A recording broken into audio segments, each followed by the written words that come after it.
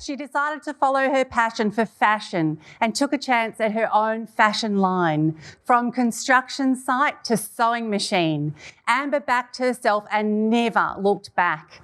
She went on to dress the famous, appear as a contestant on Project Runway, then launched an incredibly successful stylist business. She's since learned to scale her skills through online learning for other budding entrepreneurs. Let's welcome to the girlfriend now, the super stylish Amber Renae.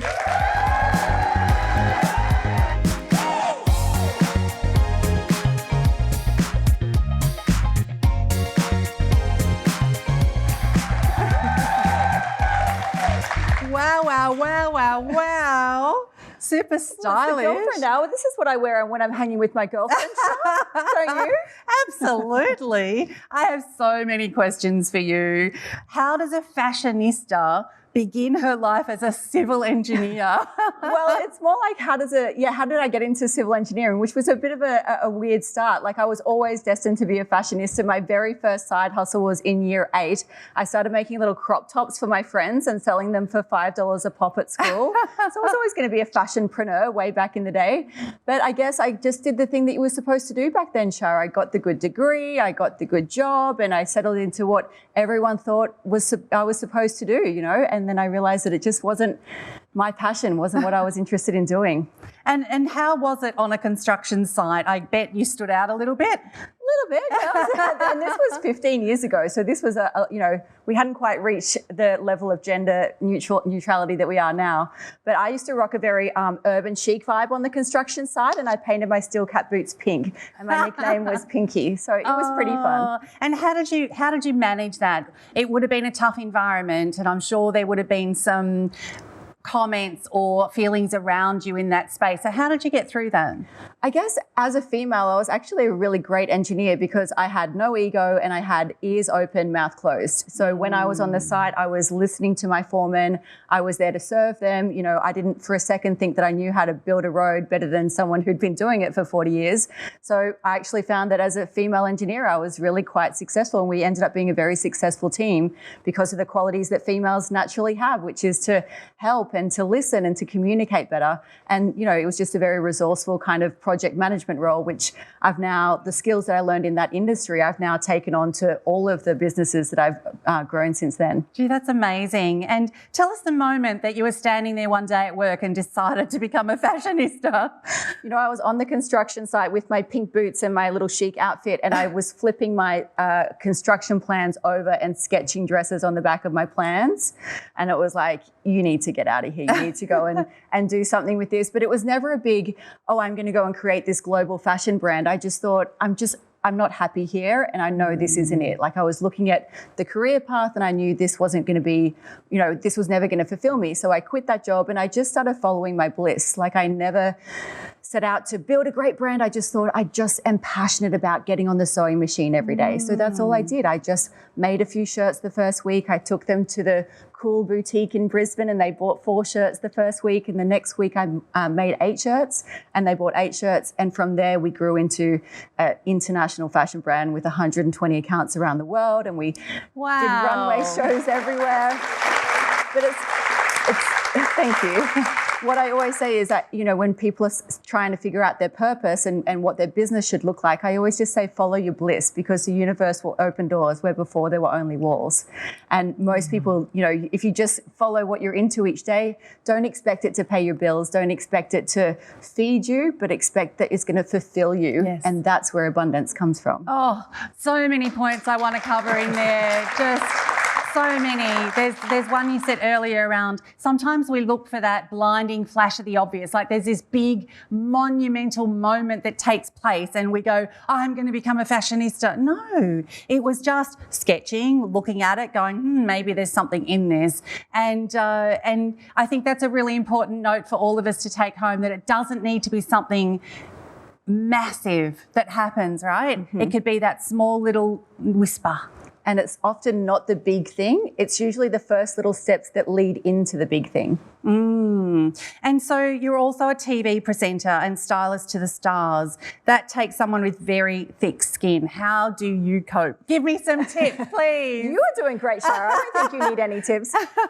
Look, I loved both of those roles, and I was a fashion editor at the same time. So I just thought I was living my best fashion life. So yes, I think with everything, there are negatives to every job that you do. Even this job, there are negatives to everything, but it's whether the good parts really outweigh the bad parts and whether you're willing to put up with the bad parts. And I think I always was really willing. I loved being a fashionista. I loved being on TV and doing styling and, working with stars. It was so much fun. And I thought I would do it for the rest of my life, but the universe had other plans. So when the GFC effectively hit Australia, I lost all of my contracts in the space of a month, and I could never imagine anything beyond that life. I thought I would have that life for the rest of my life. And then the universe took it all away from me very quickly, and I once again had to re-envision what my life was going to look like. And now the life I'm living is far more fulfilling and lights me up in so many more ways, and I would never have chosen it. See, that's really amazing for me, because you said that a few times, that you thought that was going to be the rest of your life and that was it. I'm done. Here's my lane. And the universe had other plans. So is there a message in there for all of us around trust? Trust and failure and building resilience. I think like a lot of us, when we have a setback or when we are subject to a failure, we think, oh, well, it wasn't supposed to be, I'll go back to my engineering job, or I'll go back and be small, and I won't try and be big again. I won't try and step out of my box again. I'll just settle back into this nice little safe environment. And, you never know what's waiting for you when you step out of your box again, and when you try and, show up, and even just when you try and follow your bliss again. That's so true. And I was facing bankruptcy after the 2011 Queensland floods, and it's on my Broke to BMW journey, which was the name of a book I wrote after recovering from bankruptcy in 18 months. And it was interesting because I thought I was doing styling. I had a fashion boutique, and I thought, yep, this is me. I love the light up that happens in the change room when you see a woman who's dressed as a mum for so long, she's lost who she is, and then she stands there and goes, that's me. Like, it's so special. And then all of a sudden I fell into magazines because I thought there wasn't something, and it was that moment, like you just said, that just led me to this little whisper that I just kept feeding. We talked today in the opening around the power of living life your way.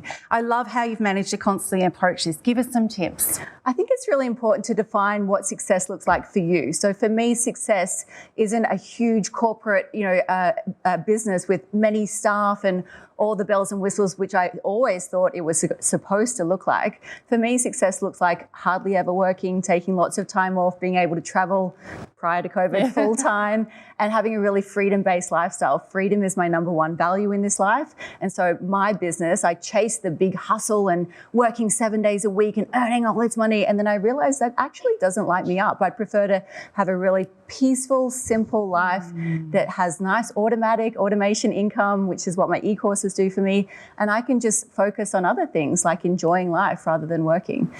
So take us from fashionista styling to what you're doing now with your automation courses, because it's fascinating to me. And when I get some downtime, I'm definitely diving in. So the business that I run now, I teach female entrepreneurs how to start their business. So a lot of the courses are either fashion styling, how to be a fashion stylist, or my most successful course is how to create an online course. So how to take your genius and put it into a course. But again, that business didn't start off as the global brand that's helping thousands of women around the world as it is today. It started off with me going, I have nothing. The GFC had hit. I'd had no contracts. I couldn't get a job. I tried to go back to the construction site. They didn't take me. I had literally nothing. And so all that I had left was the knowledge. I knew how to teach people to become a fashion stylist. That's what I'd done. I was very successful at it. So I just thought, well, I'm just going to put this into an e-course. It was a new thing back then. It was 2015. No one really knew what e-courses were. So I just got my iPhone out, recorded an e-course, and then put it to market. And then because I was so passionate about this new direction, I just studied 18 e-courses in that first year. 18, excuse me? Yes. 18 e-courses in a year? It's that passion, you know. I was excited about it. I was following my bliss. On Sunday, I'd wake up and I'd study a course about email marketing or Facebook ads or things like that, which sounds insane, but it was that passion of, oh, this is a new direction that I'm excited about. And again, I didn't start that thinking, oh, this is a new career for me. I just started thinking, this is the end of this career. I'll teach my course, I'll pop my fashion course out there, and then I'll go and do something. I don't know what that is, but that's how it all started. That's how this current business started, just with an idea and a passion following the bliss. That's amazing. And Amber, what's some challenges you think women today are facing around the world? Because the last few years has been a shake-up, and there have been a lot of people that have really doubted their abilities and businesses. So tell us some ideas and things that have been going on. You would see this a lot with your clients. So I think what you've said there is the number one issue that most people face is the self-doubt. So I think every battle that women face is an internal battle, or the hardest battles that women face are the internal battles. So I've had business, this is my third business now, and what I know for a fact is that what happens externally, like the external environment, is nothing in comparison to what I make of that internally. So yes, there's always setbacks, there's always failures. It's business. That's the whole nature of business. It's a roller coaster. So you got to get along for the ride. It's whether you choose to beat yourself up over those setbacks, whether you choose to tell yourself that you're a failure or you're a success. Are you going to learn from what's just happened? Are you going to take it on board, or are you going to spend months wallowing and telling yourself that you're not capable of doing the thing that you've set out to do? So I honestly think... So no more wallowing, people. No wallowing allowed on the girlfriend hour. That's right. Yeah. And so support is so important, and I can imagine going through all of those changes. Tell us about your support crew. I'm really lucky to have girlfriends that I've been friends with for 15, 20 years. And they're just so supportive. And the more that we grow and evolve as people and become more vulnerable and more authentic, the deeper our connections come. And it's just so inspiring to see their own personal journeys, not only in their careers, but now they're all entrepreneurs as well. So we're this group of boss babes, if you will, that are all inspiring each other. And it's just so rewarding to see one of your friends just have such incredible success. Yes. And you just think, oh my gosh, I love that. So happy for you. Yes, it's so true. And getting that love from girlfriends after they've been part of that journey, isn't it amazing? Here's to girlfriend love. Love it. I could talk to you all day, but as we wrap up, what's 3 pieces of advice you would love to give to a woman in business? I think getting really clear on what success looks like for you, which is what we've spoken about today. So making sure that you're on the right path for your own happiness. Getting comfortable with failure and building resilience is probably really important as an entrepreneur. And then also finding someone who's done what you want to do and learn from them. So read their blogs, listen to their YouTube, watch, do their e-courses, hire them as a mentor, whatever you need. Make sure that you're getting the right support and the right help from someone who's done what you want to do. Yes, I love that. That's brilliant. Amber, thank you so much for coming on our show today. It's been absolutely brilliant. Give her a round of applause. Thank you. Are you loving the Girlfriend Hour so far? We hope you've been inspired by the wonderful women you've seen sharing their stories. Do you have an inspiring story of your own to share? We're looking for magic just like yours. Be featured in Feminescence magazine and start your own exciting media journey. Join many other fabulous women who've been profiled in Feminescence magazine. Unlock access to an international audience, propel your career and expand your network. Make today the day you back yourself. What are you waiting for? Visit feminescence.com.au to find out more.